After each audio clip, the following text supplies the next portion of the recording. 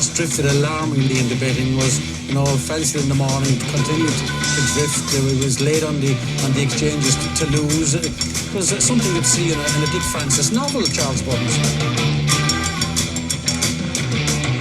The ground is soft. It's heavy. It's soft on times. It's heavy. Okay. Hello and a very big warm welcome. Apologies that I'm still suffering with a little bit of illness, but on we go with the Sunday sermon, but with a twist.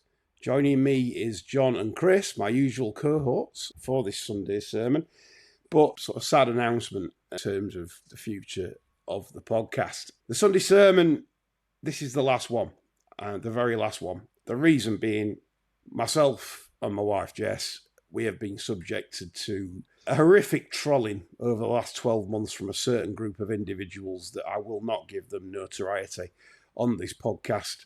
And it's very distressing to read when we do read it, and we either get sent it or it falls across our laps.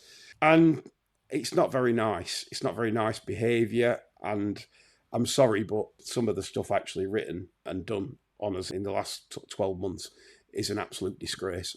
So for that reason, I only said I'd stop this podcast when I stopped enjoying it. And by the way, that's not a slight on John or Chris or Catherine or anyone that's took part on this sermon over the years. I've enjoyed it very, very much. It's been a big part of my life.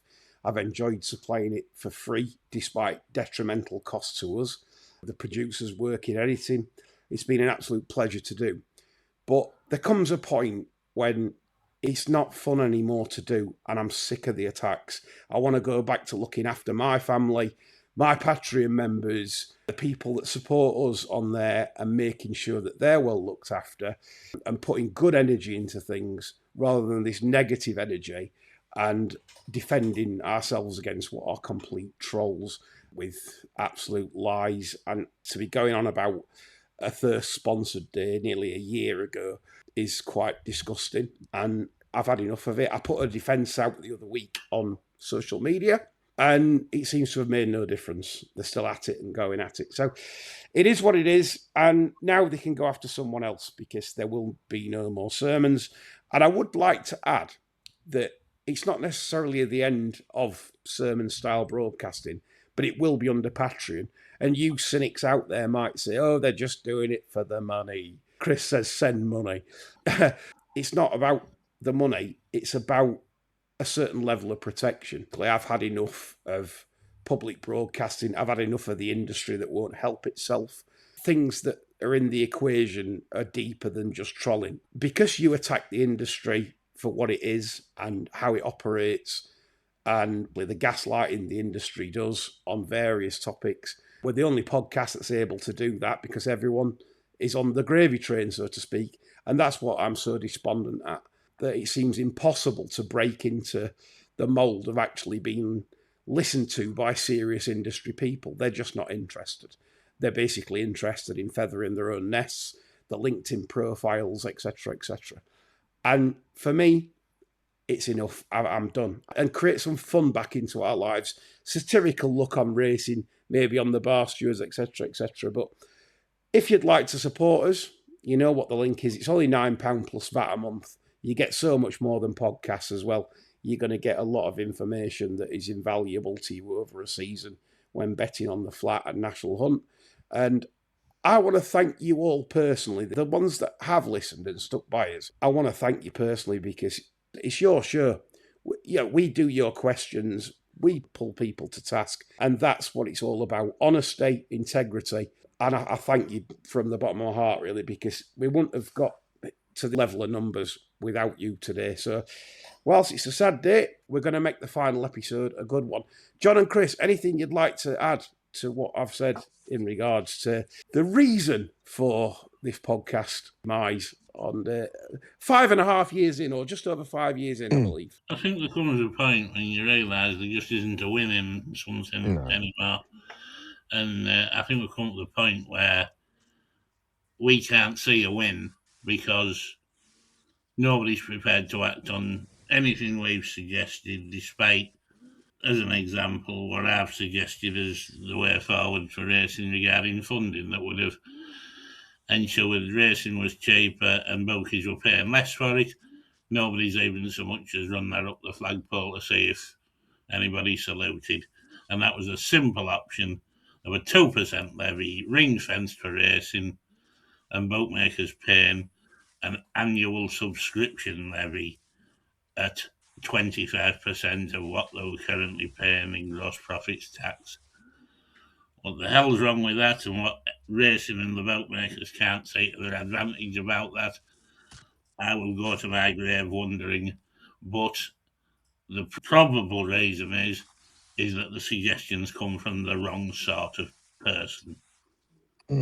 Chris, I mean, it's been a pleasure. You want show, mate. You've got your own ditto cult following. Yeah, of course.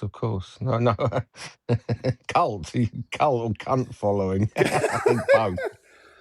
I think it's terribly sad, but I think what John says is right. You know, we don't claim to have any special insight. And look, who on earth are we? And we're not suggesting that anybody that we somehow deserve to be listened to, because we're just three individuals with no kind of vested interest in the game other than a love of the sport. But what John says is right. You know, that there hasn't been any attempt by the racing establishment to engage with any ideas, and not just our own. There are lots of other people out there saying, you know, with solutions or ideas. There's been no attempt to engage with, you know, racing's core following for solutions, and they constantly seek to, you know, undertake straw polls within their own hermetically sealed bubble. You know, there's no kind of idea or appetite for looking for ideas outside of the bubble, and that seems to me, you know, symptomatic of an industry that's doomed. Really, if you keep asking the same people to come up with solutions that don't work,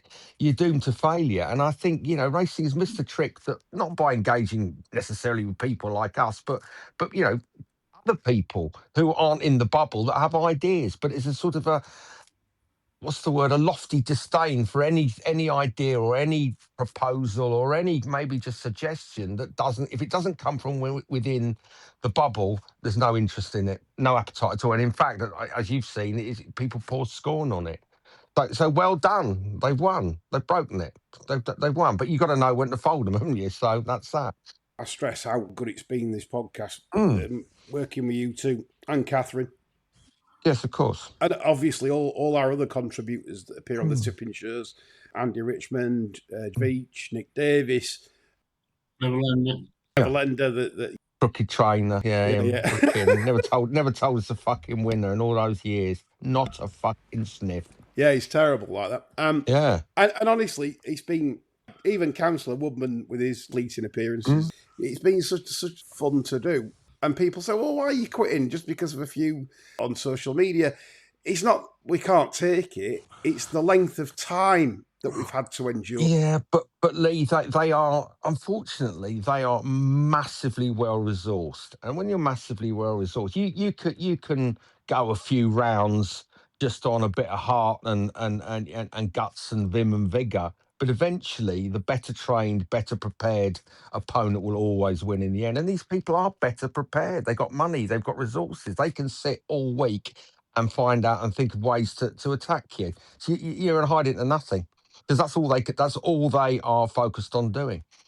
So yeah, they're going to win, and they've won. Yeah, well done, congratulations. They've just broken, you know, three idiots that love racing and forced them to say don't want to do it anymore. So well done. They should be very proud.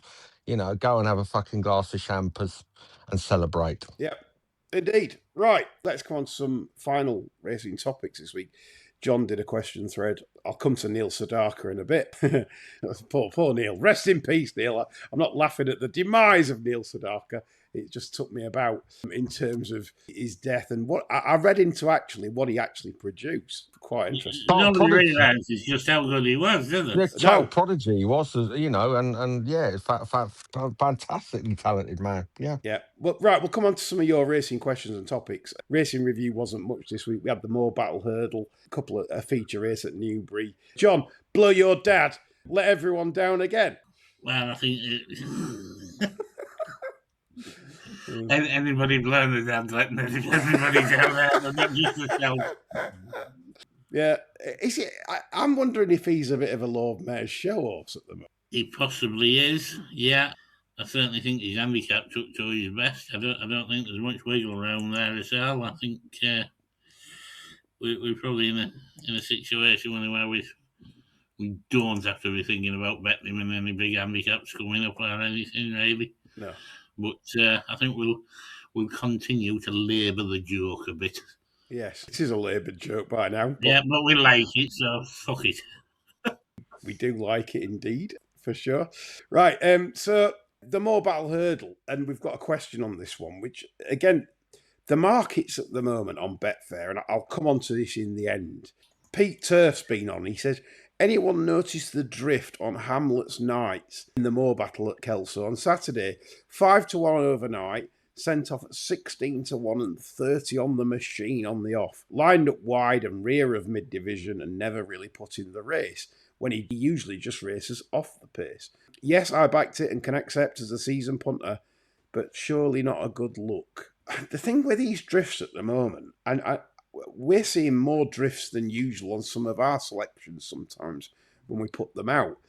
And I think the problem is the lack of liquidity on Betfair. The big modelling accounts that are placing large sums of money on Betfair are dominating the eventual price. Now, I'm not saying this could have been or is hooky. It might be. It might just have been not off. Not your man wasn't on kind of thing. But but I think many occasions I've seen some big drifts recently that have won, and I can't understand them. I've seen horses go from like 3s out of 6s in the last sort of 3 minutes, and you're thinking, well, this doesn't look good.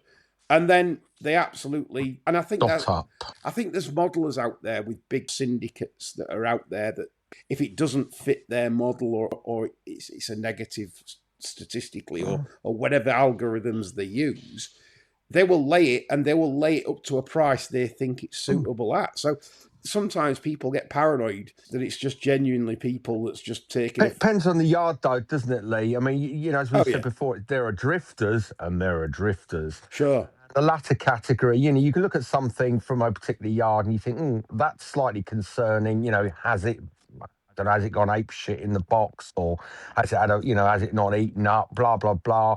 Or is it a modelling account? And you look at some yards and you think, yeah, you know exactly what's going on. You know, without naming names, you know, there's a dozen yards. You think if you see something drifting like the Contiki just before the off, you've done your money. You 100%. You've done your money. Yes, but, yes. You know, it depends on the yard, doesn't it? It does. John, I don't know if you watched that particular horse closely, or we back decorated Hero, didn't we? But obviously that. Yeah, drifts are just, for me, they're just getting very predictive of piss power runs, to be honest. And I think that happens a lot. Yeah, I do concede. I just don't like to say it. Full stop. Well, don't worry, because the BHA has employed a new integrity officer, so. That's wonderful news. What's his name? Anthony Burgess or something? Oh, no, that was one of the Cambridge spies, wasn't it? Yeah. No. It's passed me by already. I don't know. I'm not really with it this week. I didn't know Dad hadn't had any real children old enough to work yet. Exactly. Yeah. I'm sure will be found jobs in racing. Yeah. So, right, coming on to next sort of racing subject of the weekend. The reason I didn't join in on this pile-on, if you like, is because this is a young jockey going by the name of Aamilah Aswat and claims £10 for I forget a stable she rides for, John. That was Kim Bailey, wasn't Kim it? Bailey, that's it. Yeah, sorry. Kim Bailey. It was the ride on Gucci. And yes, I watched it back, and I've seen it before with young jockeys. She got a bit carried away. A young jockey has made an error. And I think this jockey is perfectly capable in the saddle as well. I'm quite impressed with what I'm seeing. But on this occasion... Well, we know she can have a finish. Yes. And... well, yeah. I felt a little bit sorry because, of course, it wasn't the ride that was ideal optics-wise. But still, I do think... Handicap likes her. Well, yeah, because it was an honest, instead of looking round and probably just easing down a little bit and just lowering the margin a bit, might have just... Yeah, we've seen a lot, haven't we? Yeah, that jockey will learn. Aamilah Aswat will learn from this and build a career. And I don't think, personally, we should be pulling down young people coming into the sport because it's a career ahead and there's inexperience factors here at play. So I think we should... I don't think Jenny Smith ever got such an hammering. No, exactly. So there you go. Let's go to economics, John.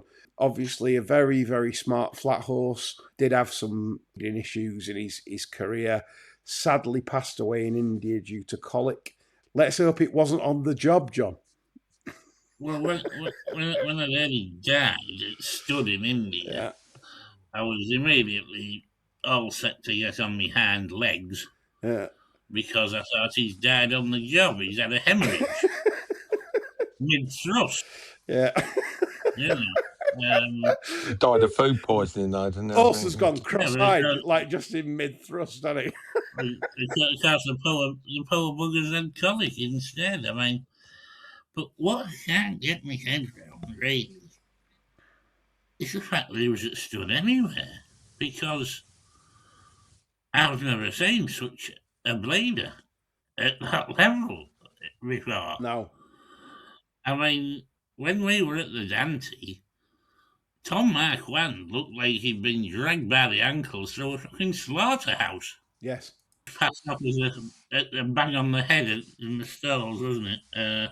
It's all over the place, yeah. As I said to my breeding contact in Newmarket, I said, why would anybody want to breed that on? And he said, don't be joking, it don't make any difference. So I just shut up, baby. Yeah. So, yeah, I mean, unfortunately, he's died of colic. And for my money, equally unfortunate that he was at stud, because I don't believe for a minute that that's a good idea, breeding from prolific bladers. No, Zaphonic was the same sort of stud career. You can ask trainers that a lot of Zaphonics progeny bled. It's obviously a dangerous trait. There's the unwritten rule, isn't there, in regards to breeding? You've got Coolmore, for example, that you'll never see a Coolmore horse that ever ported with a wind up, ever.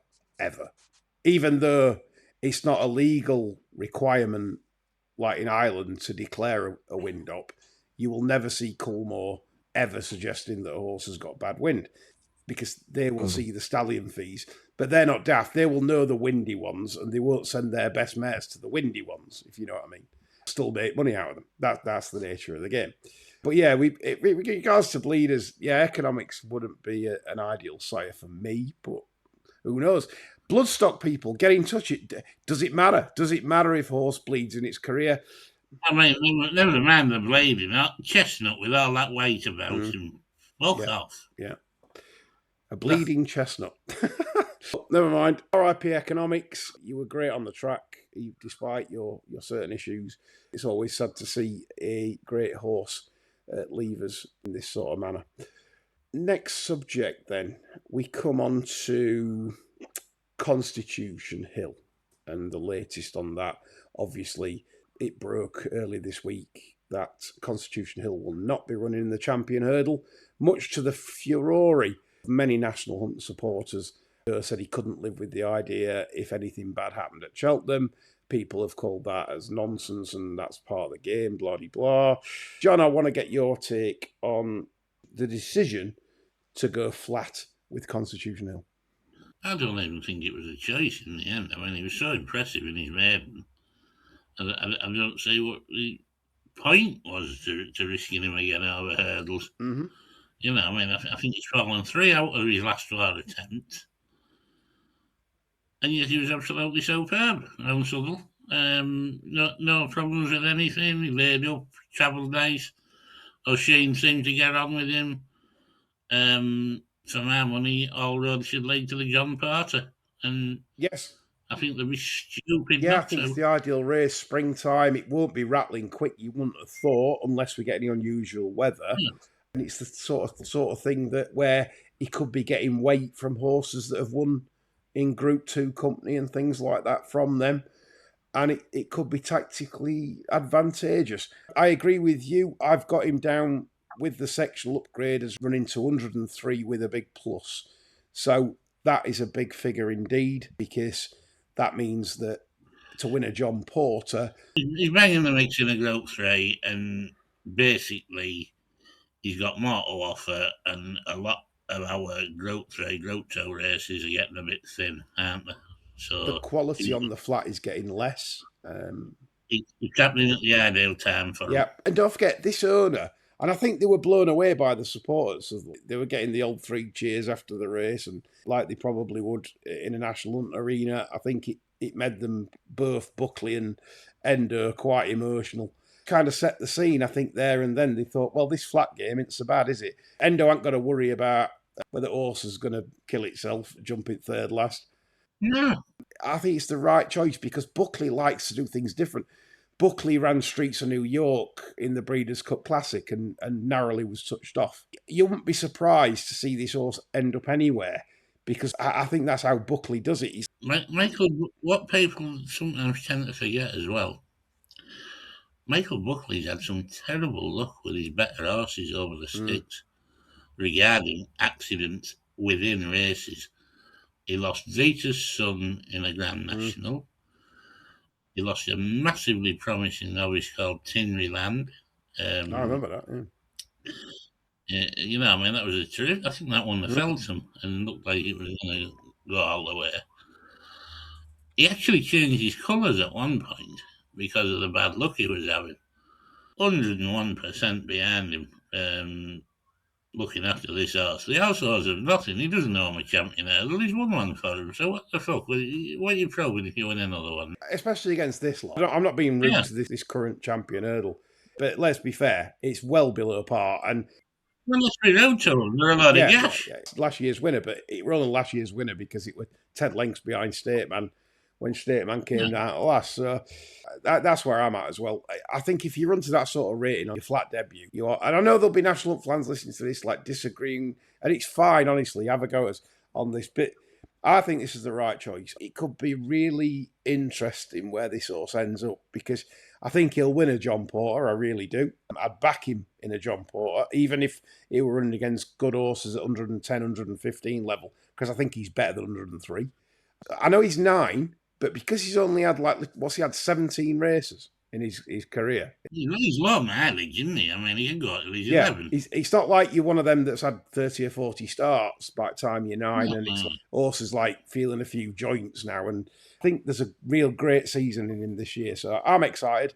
And the other thing, he's going to put 10 to 15,000 on a gate, possibly, at certain venues. If he turns up in the John Porter, I don't know what Newbury's average attendance for the John Porter meeting is, but I bet you there's another 10 on the attendance. Yeah, it'll certainly bump it up, won't it? I'm not saying it's Frankel kind of stuff, but it... Just hope Popeye don't get windy over the ground in the summer. Yeah. No, I agree. Come on, some racing questions now. Carl Llewellyn's love child. I don't think that's his real name. I do like that one. How much influence do the JP McManus team, Frank Berry et al., have on the trainers they have horses with? I quote below, Guerrero's plans for the Grand National favourite, Iroko. Guerrero said, I presume it will be the Ultima. We haven't been told 100%, but I presume it will be. I think most likely he will go for the Ultima, as they want to go for the Grand National. He's got to run over 3 miles, which I think they're half thinking, but haven't fully decided yet. I think they'd have all the... A big owner like that, got the... is it the son, Kieran McManus, involved? You've got AP McCoy. I think it's probably the only setup where a racing manager actually does what you'd expect a racing manager to do. Yeah, rather than leave it to whoever. Yeah. Yeah, I haven't spoken to the trainer yet. Look. What? I do think there's a lot of influence from that team. That they're very shrewd, as Catherine Fry will attest to, on the green and gold colours. Right, let's go to other racing subjects. And there's a lot to go through on your questions before we come to Neil Sedaka, when Crystal starts taking interest. Have a shit or get off the pot, says John. Yes. This is my theory on Lord Allen, and you don't have to agree with it. I think Lord Allen didn't really want the job because he thought this is a mess that I can't solve. Lord Allen then gets the job, and like many incumbents before him, some incompetent, some semi-competent, have literally done nothing to change the sport or get the sport heading in the right direction. And here we have another situation, John, where it seems another person that did want to try and make changes or maybe rode into progressing racing to another level seems to have hit the buffers.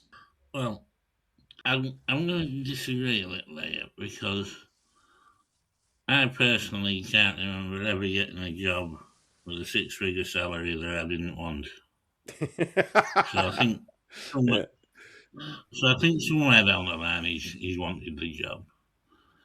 But I think once he's got in the job, he's realised what a bunch of peckerheads he's going to have to work with and pull together and get working on a cohesive plan for the future of racing. And I think the lad's got less and less enthusiasm, a bit like us. I think it slowly dawned on him that you can't make fog. Yep. I think now he's probably at a point where he's going to get off the pot without having a shit. Yes, I think you're right. It looks an impossible job because, as you say, once you start attacking certain... It's an impossible job for anybody looking for consensus. Like, the sport needs a dictator. It doesn't need somebody going around glad-handing everybody.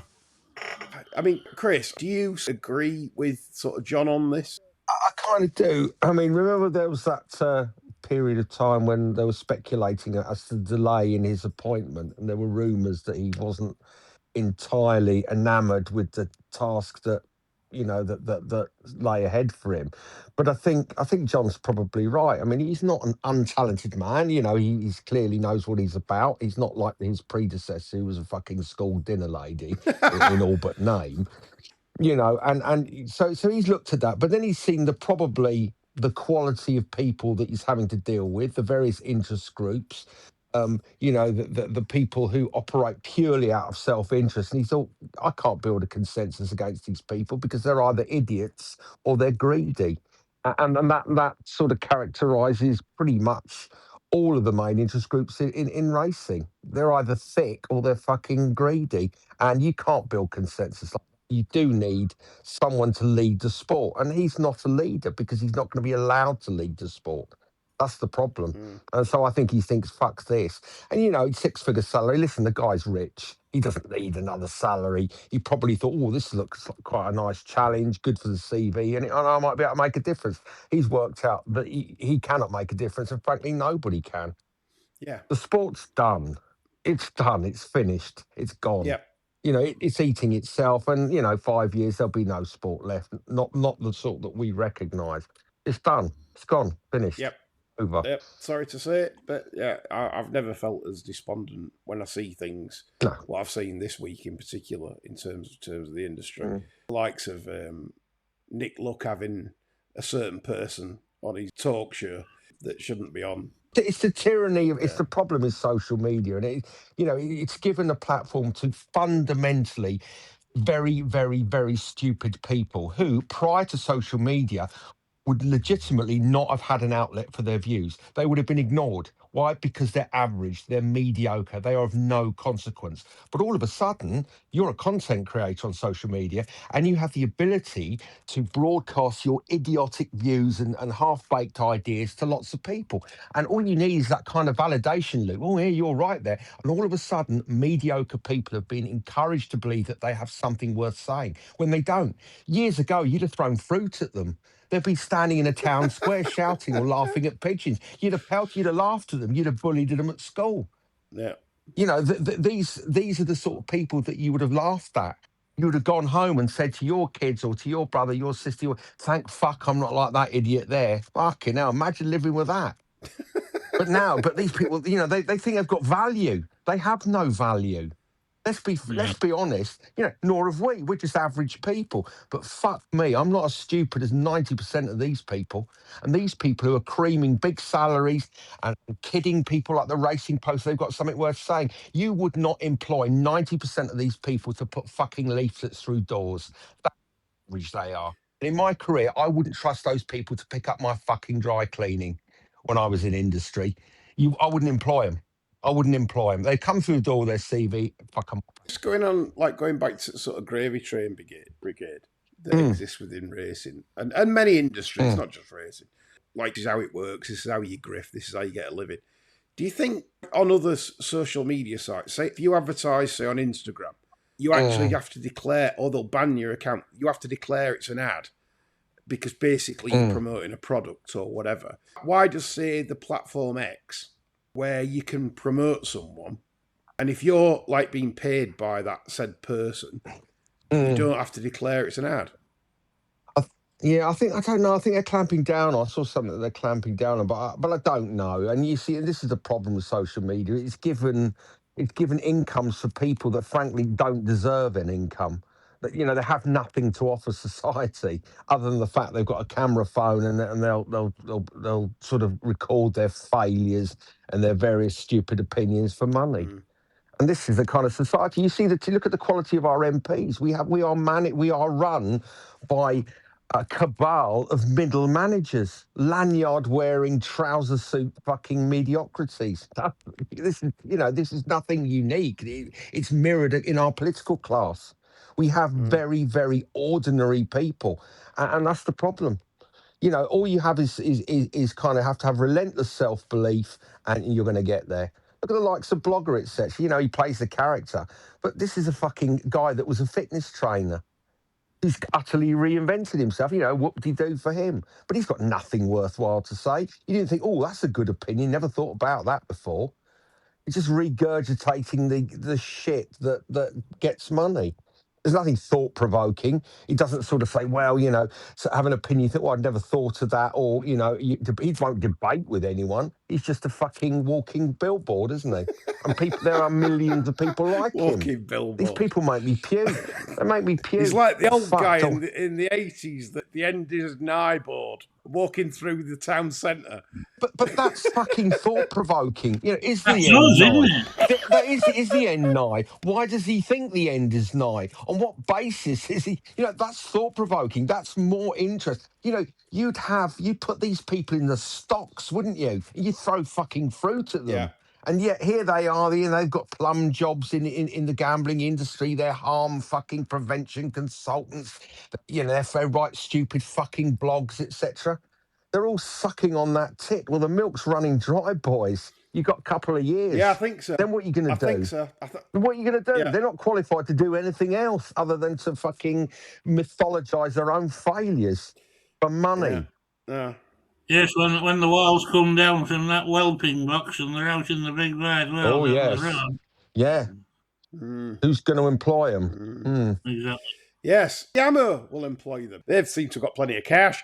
Cash, send more cash. System going well. I thought we were going to go for jobs. Yeah, fucking give us a call. We need money. So go fucking do work for him. He's fine. Good old Keir Abchin has managed to secure more funding from venture capitalists. The loan's been extended for more, plenty, to fulfill the dream of taking on John Magnier's bollocks for the future of the sport. The one thing I've always said about Keir, right, this could either really work or fail spectacularly bad. This could be, I don't know, something really inspired or bad. And I say inspired, right, because it literally the perfect time to probably have a go, John, because British racing's getting thinner, as you said.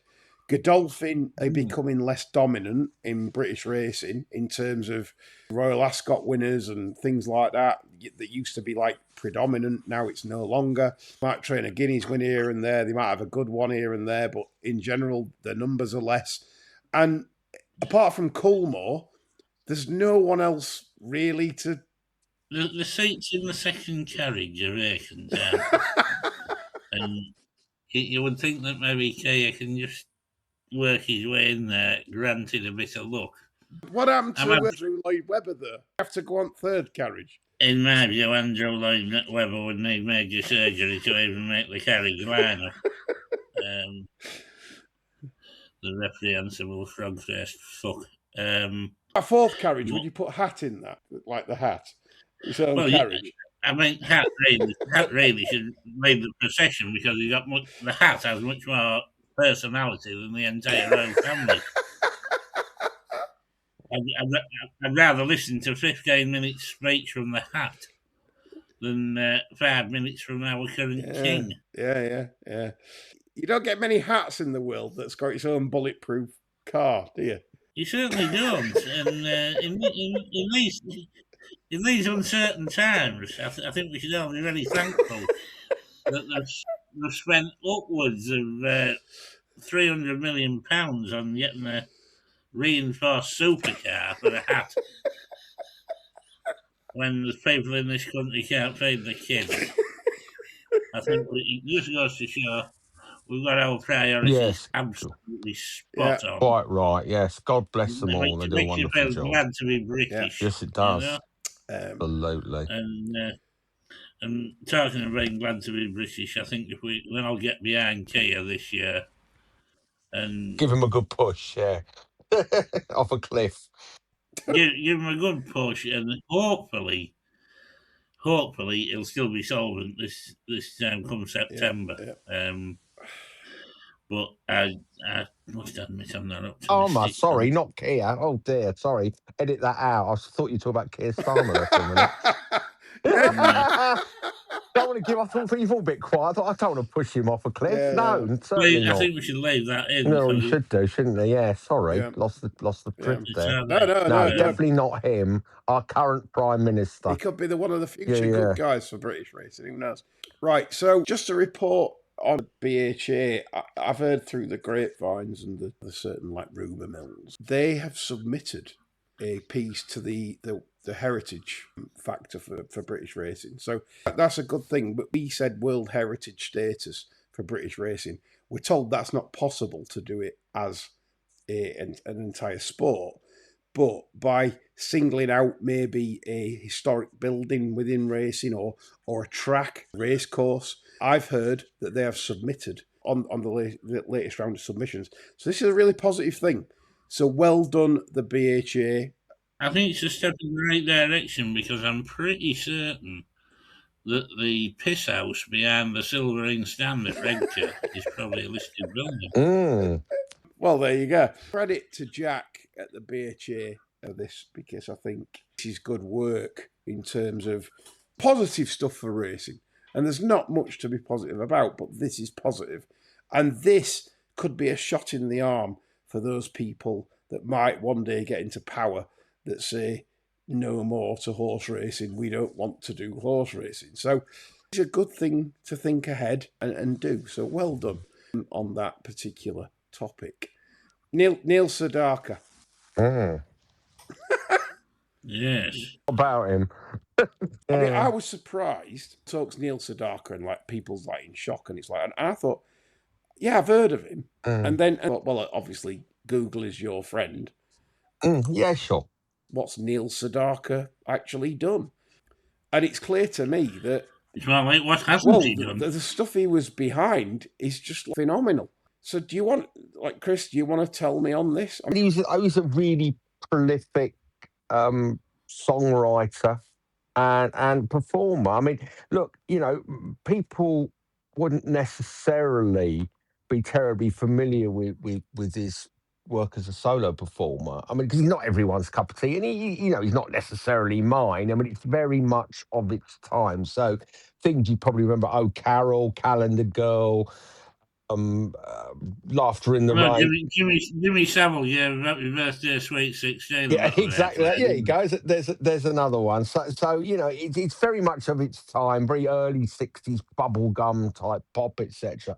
And he wrote a few. I'm trying to think what he actually wrote. Love Will Keep Us Together, I think, was his big hit. I was Captain and Tennille 75. So he was a child prodigy. Yeah, but the one our younger listeners we haven't got any younger listeners, so I don't know why I'm saying it. No, but like the one that stood out to me, Minutes wrote Is This the Way to Amarillo? Straight away, sent it to Tony Christie, and then that were it, released in 71. It only reached the top 20, but the longevity of that, Is This the Way to Amarillo, it doesn't have to be a number one. It's just everyone knows. Did he write that? Yeah. I didn't know that. Yeah. Look, one of my favourite songs of all time that Go on. other people fared better with, and that was Solitaire. Yeah, Solitaire, I remember that's the right. Carpenters having a massive hit with that. Yeah. And more recently, an actor by the name of Clay Aiken brought the house down with his live version in the second series of American Idol. Yeah. And Neil Sedaka actually said Solitaire would always be Clay Aiken's song from then on. Yeah. So that's how good that was. Yeah. And another curious fact about the album entitled Solitaire, the cover picture, Neil Sedaka, make sure you have a look at this, folks. Neil Sedaka looks like one of those sinister aunties that would stick her tongue in when she's kissing you goodbye. I've never had any sinister auntie like that. That sounds you missed out. Mildly erotic. Yeah, so you missed out. I have. I've missed out on a lot in life, but I didn't realise I'd missed out on that. Gosh. Yeah. So, rest in peace, Neil Sedaka, mentioned on the Bastards. On your final show, Neil, as well. So there you go. Yeah. That's the topic. You're on our gravestone. I hope his estate contacts us and gives us some money or something. They'll probably demand royalties for mentioning it. Oh, yeah. Fuck them. We were shit anyway. We didn't like him much anyway. No good. To your questions now, as we come towards the end of this show. Quite a few. So, Colonel Braxton, what's the most you lads have lost in a day? For Lee, well, you know my biggest one because I've talked about it loads of times.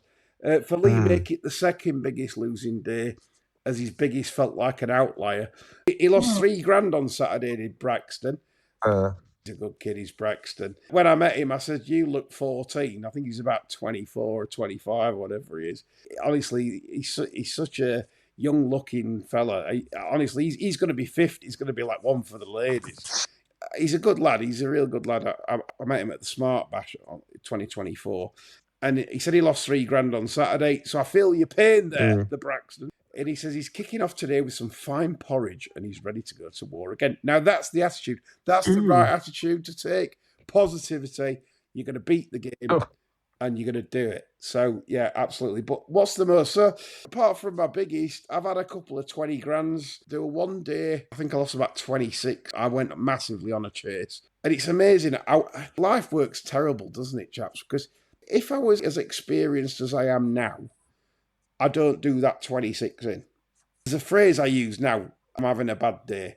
And I say, I'm taking my ball in. I've had enough. It's like, you just know it's not your day. You might have, say, 6 bets, 6 decent bets, and 3 fallers, 2 that's gone 1 or 2 in running and got beat. And then your next one just runs shit. And you just think, no, today's not in the... And that's it. People say, well, that's crazy because your last 2 bets something... If they're positive EVs, what you should play them all. No, because for me, a lot of it is mindset. And sometimes I don't like taking myself beyond the threshold of where I'm comfortable of what I've lost. So if I've lost so much in a day, I don't like going beyond that because I don't want to feel twice as bad if the last 2 get beat. That's my mindset these days. It works. It actually fucking works because I'll tell you, some of these days... Saturday, for example, yesterday, Mr. Braxton, I'm not going to tell you what I lost, but I had 16 bets on Saturday. I had 1 winner, 7 seconds, and I did take my ball in, and it worked because I wouldn't have made any money back on the evening card either. So that's the point. Sometimes it's just not your day. It's just whatever happens. It's like when you play sport, and you just know every shot you hit, if you play football, like you miss 3 golden chances, some days they go in, some days they don't. And that's how I view the sport. And some people say that's just bollocks and you're fine with that, but it works for me.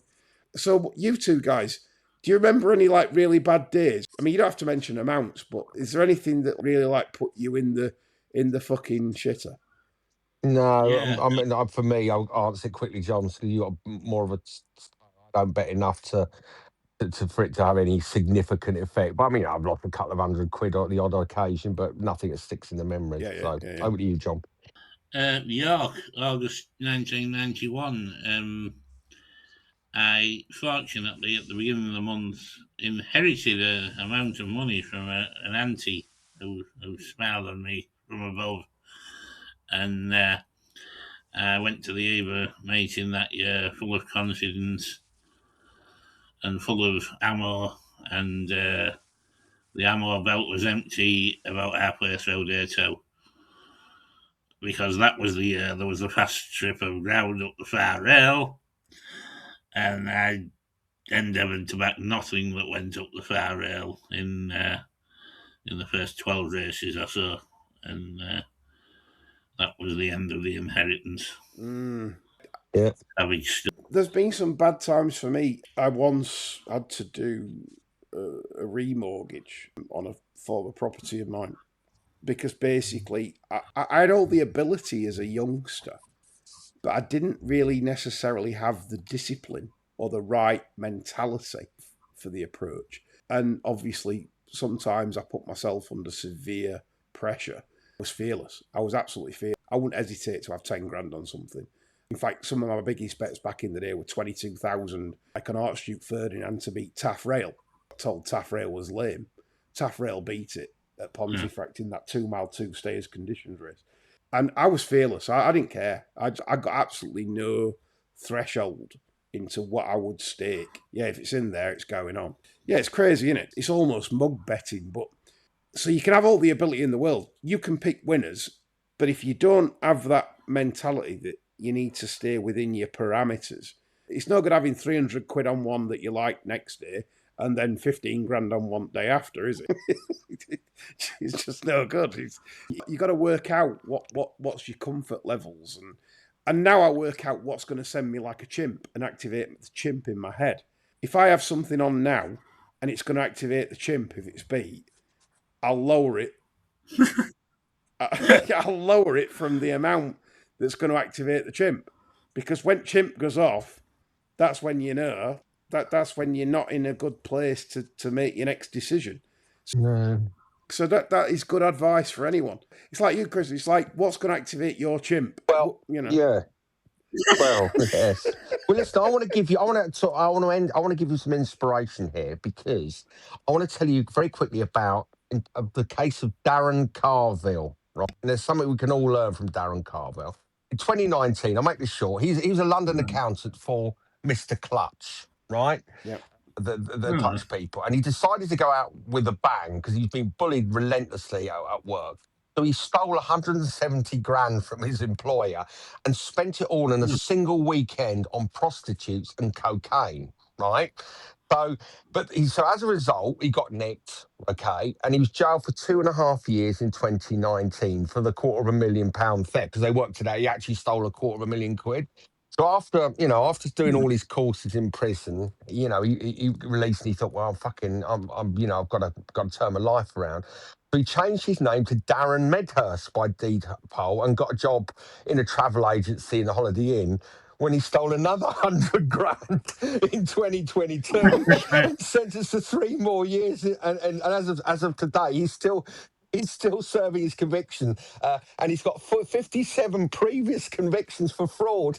He just got the taste for it. So we salute you, Darren Medhurst, wherever you are. We'll invite him on the programme when he gets out. Let's have him on the programme, because there's a lesson there. I'm not sure what the lesson is, but fuck me, he's pretty good at it, isn't he? Yeah. But it's a nice story. Turned his life around, and he thought, I could do with nicking another 100 grand here. So he did that.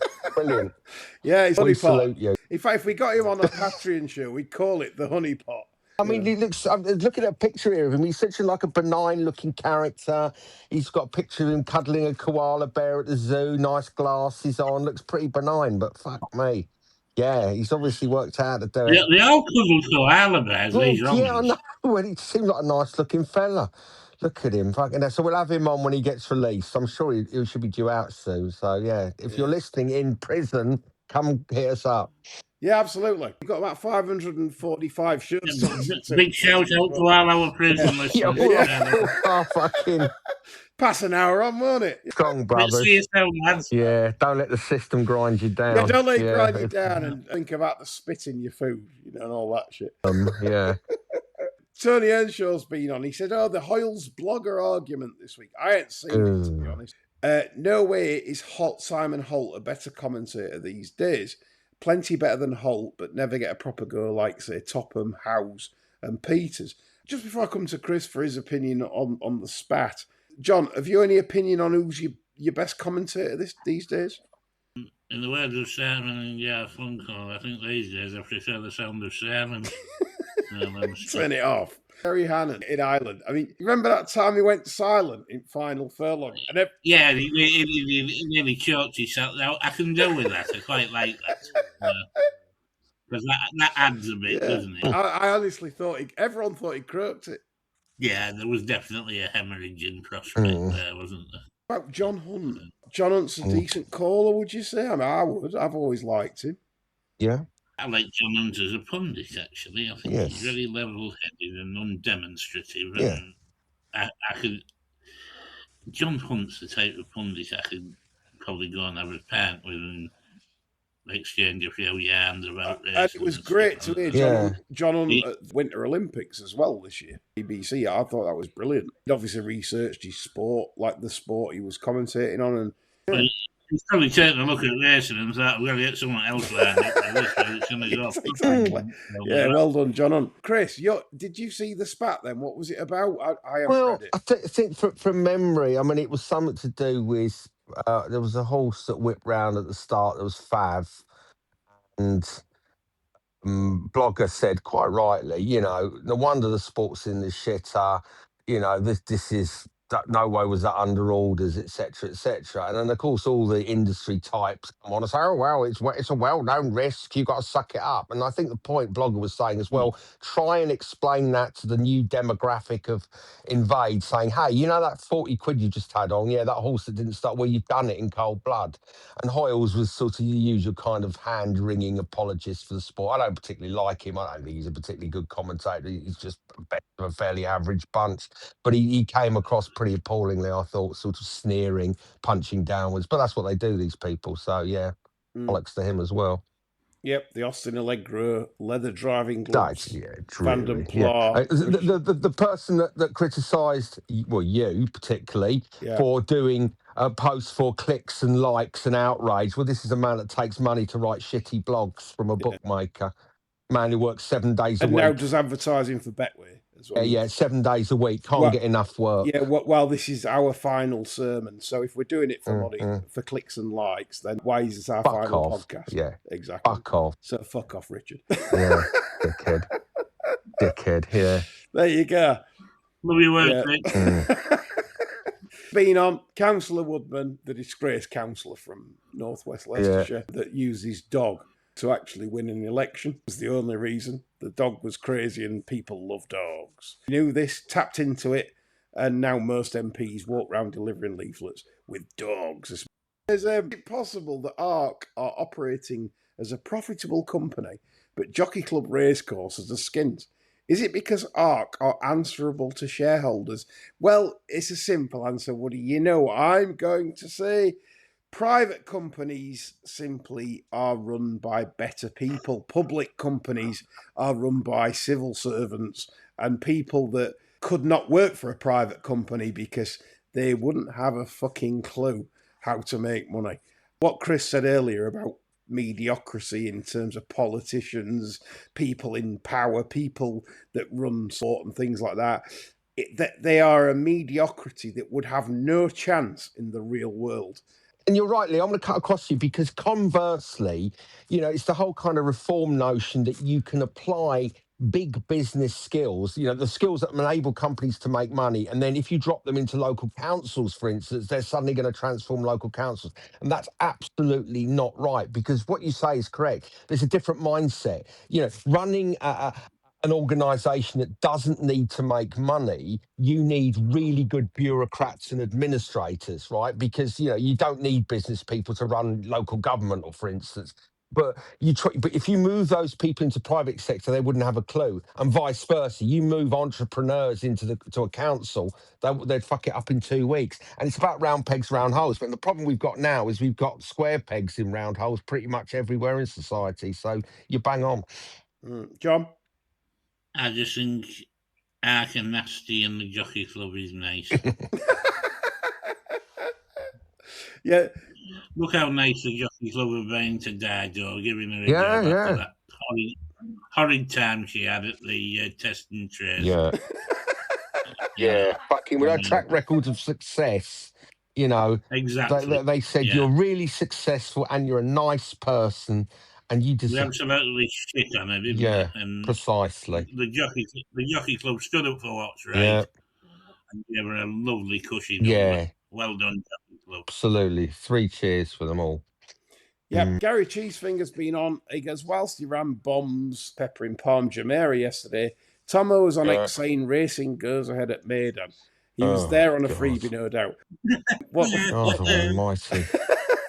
Haven't we suffered enough from this man? Yeah. I mean, he's more ubiquitous than he was before his retirement. Yeah. I mean, how you see that's my beef always with Big Mac, right? He went on too long, and then when they said, "Hey, it's time," like any normal person in business or in the public sector, it's time for you to retire. Yeah. You went to court and said, "Oh, it's age discrimination." These people just cannot give it up, can they? Cornelius Lysite is another one who moaning and bitching when the BBC said, "Oh, they pensioned me off. It's terrible." You know, because you're nearly fucking 80 years old.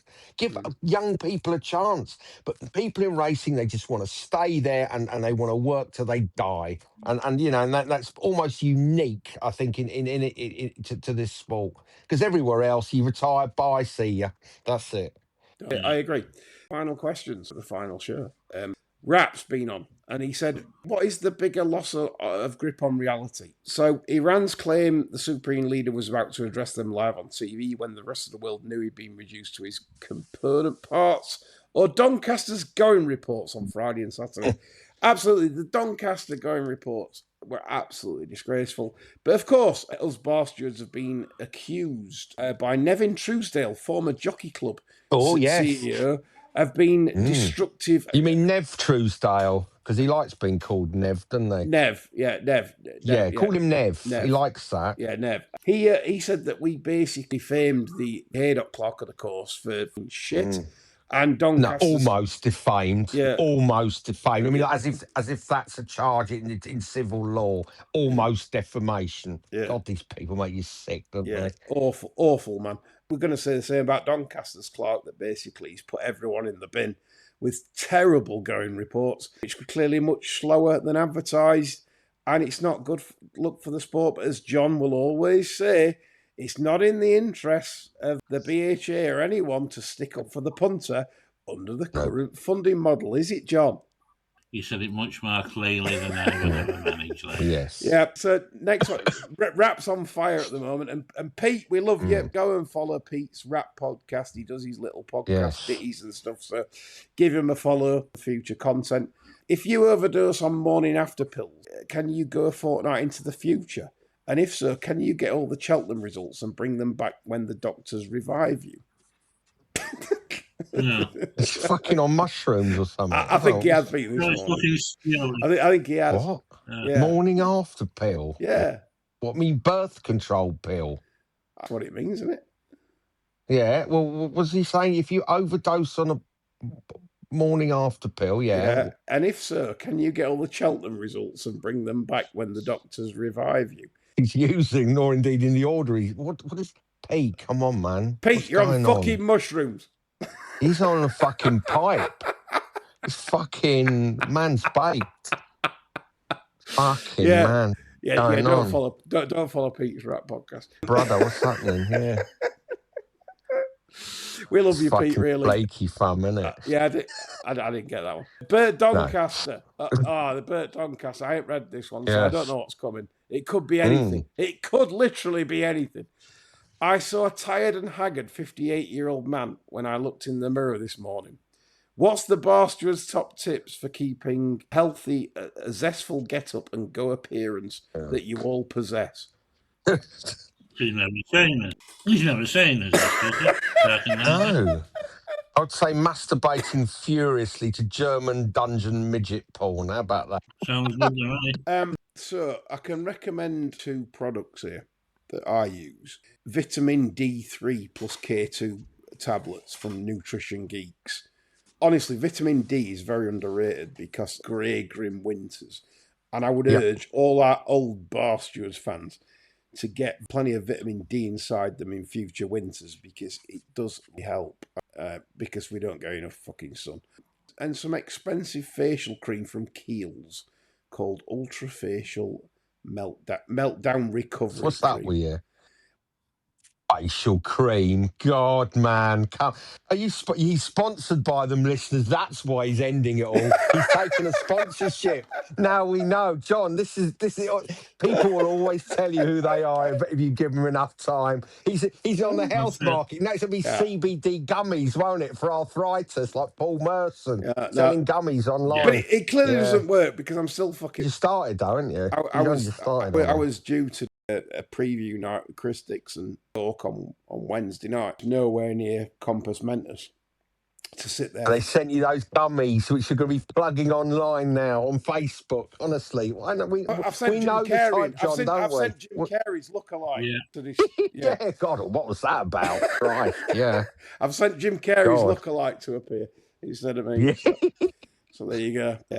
To finish, we'll give the producer the final question. Yes, he deserves She's been an integral part of this show. Thank her for all her work in editing our absolute rubbish and saving us from solicitors, lawyers, and absolute all sorts on her edits. And she deserves much credit for years of torture on a Sunday evening trying to edit us Neanderthals out. The final question of the Bar Stewards Inquiry podcast Sunday sermon is: what is the funniest thing you've seen someone do and then instantly regret it? The funniest thing that we've seen someone else do and then we've regretted it or they've regretted it. I'll start us off. Right. I've got a big love for visiting America. And before anyone starts going all Trumpathon and, I'm not going to America to Trump, it's not to do with politics. I just like the country in terms of like what you can see and do. I particularly like Philadelphia because it was where the Constitution and, it's a lot of history there. Anyway, so I took a Rocky tour. And the guide was like, he takes you to all the like Rocky filming spots and Mickey's gym, and it's like a pawn shop now, etc., etc. And there's lots of like really interesting sites on the Rocky filming bits.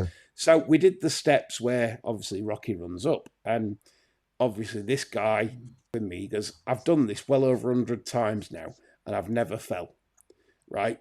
He wore glasses and everything. Right? He's quite a portly gentleman. We've got to run from the bottom to the top. I said, okay. I says, we'll race up. So we set off, and halfway up, he went absolutely flying. His glasses went flying. Americans are different to us, aren't they? Because they're like are you okay? You hurt? The English humour is savage, and I just stood there, pointed, and laughed my head off. I was uncontrollable. And the guy didn't speak to me for the rest of the tour and stopped the tour early and dropped me off. He'd absolutely done with me for doing that. And that's the thing, English and American humour is completely different. Expected to help the gentleman up. He wasn't old, he was probably like mid-30s, so don't think he was an old gentleman. I mean, he was paralysed from the neck downwards, though, wasn't he? Producers laughed at things like people falling down lifts and things like that. Oh, Christ! Another thing was Jess. We went to Australia. We were at a place called Monkey Mere, which is on the west coast of Australia, northwest coast of Australia. Yes. It's a sanctuary for sort of aquatic life. And there was lots of emus.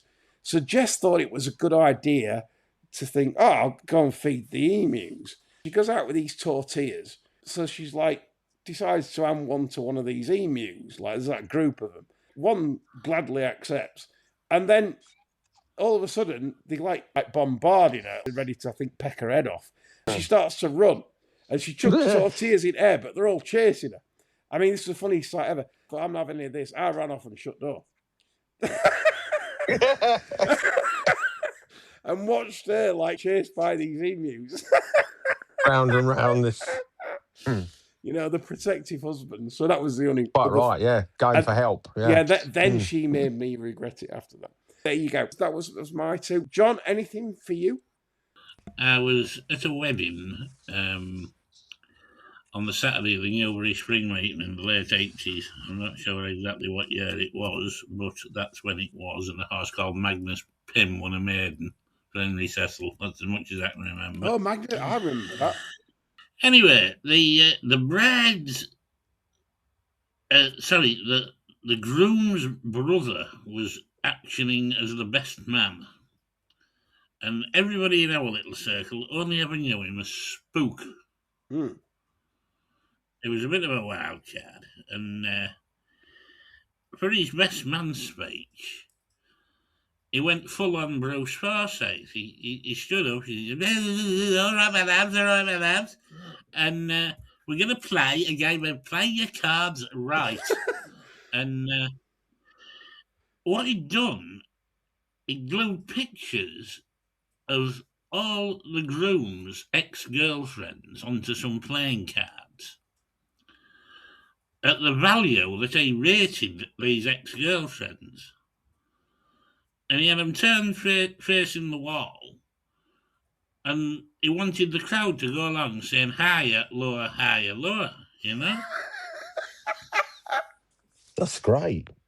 Now the groom looked absolutely fucking mortified the minute this was starting up, you know, because for a start he had about 18 cards there, you know, which made the groom look a bit of a player to start with. But the worst aspect of it was he gave the bride the 4 of diamonds. Oh, right. Oh, God. Oh, now, when you think one of these exes was going to get an ace. 4? Oh, my God. 4. A 4 of diamonds, yeah. Oh. And she came out on the list about second, you know. And like he said, come on, it's going to be higher than this. Higher than a 4? Oh, I like Good game. Chris in Waitrose with exactly. Some lads had got a 6 or a 7, something like that, you know. And the bride's mother was in tears. The bride was in tears. Brilliant. And all the bride side looked as though they wanted to kick the living shit out of him. Good. It was then when he realised he'd made a terrible misjudgment about the levels of humour in the room, you know. Yeah. So it wasn't quite instant regret, but once the regret seeped through every part of his body. Yeah. Jeez. Yeah. What a story. What a story. That's great, John. I love it. He's in a bad way after that. Yeah. Wow. Amazing what people actually do, isn't it? Look at stupidity of thinking anybody would sound that remotely acceptable. But you know he's run it past his pals and gone, yeah, that's fucking hilarious. That is, oh my God, that's the best. You've got to do that. You have to do it. His pals are obviously exactly. Yeah, no, mate, that's going to be brilliant. Everyone's going to love that. Yeah, you reckon? Oh, 100%. Oh, fucker. Yeah, exactly. You got it. Yeah. Chris, there must be something in. No, do you know what? I can't think of anything. I'm such a You always said that, but you've had such a decorated, like, early life in particular. No, I don't. Honestly, I can't think of nothing at the top either of those two stories, unfortunately. So no, I'm afraid I'm all out. I'm spent. Right. They have me. They've drained me. But they can top me up if they send me 200 quid a week. I'll do a podcast. How about that? Yeah, exactly that. Yeah, right. We're all going to join Buck Rogers in the 25th century. We are. Biddy, biddy, biddy. Biddy, biddy, biddy. Right, this has been an absolute pleasure to do over the years. 5 years, I think, and 3 months of absolute fun, enjoyment, tears, laughter, frustration, anger, rage, you name it, come through on this podcast. And we've enjoyed taking industry to task, but we feel now is the time, step aside and let someone else have a go and maybe enter the arena as the podcast that takes on the establishment. And all I'll do is like the guy in Dragon's Den. Remember him? The guy that presents it and he goes boz-eyed and he goes, good luck with that. Because that's what you're going to need to take on this industry. Honestly, I thank you all for listening, and I thank you all for taking part in questions and providing. It's your show at the end of the day. We made it your show. We answer every question as we see fit. I'm sorry if you didn't get your question answered tonight, and I've missed one or two. I probably have. But listen, you're still valued as Bar Stewards listeners, and please don't forget to support us on Patreon, because that's important to our work as well. We'll always provide you value for money at £9 a month, podcasts and other informed content on horse racing. Big shout out at the end of the show also to Charlotte Russell, who is an absolute diamond at Go Racing in Yorkshire. Her soul is a good one, and she's done many good things behind the scenes, Bar Stewards, and long may that continue. Not for me, she hasn't. No, you had to pay for the sweets. Yeah. You had to pay for the sweets at first. Yeah, I'm just one of life's payers, I suppose. Yeah. It's been fun. So from myself, John, Chris, Catherine, Jack, whoever else has been involved in past sermons, there's been a lot of you. We thank you for the journey. That's all from us. Join us on Patreon. Peace out. You can't blame me.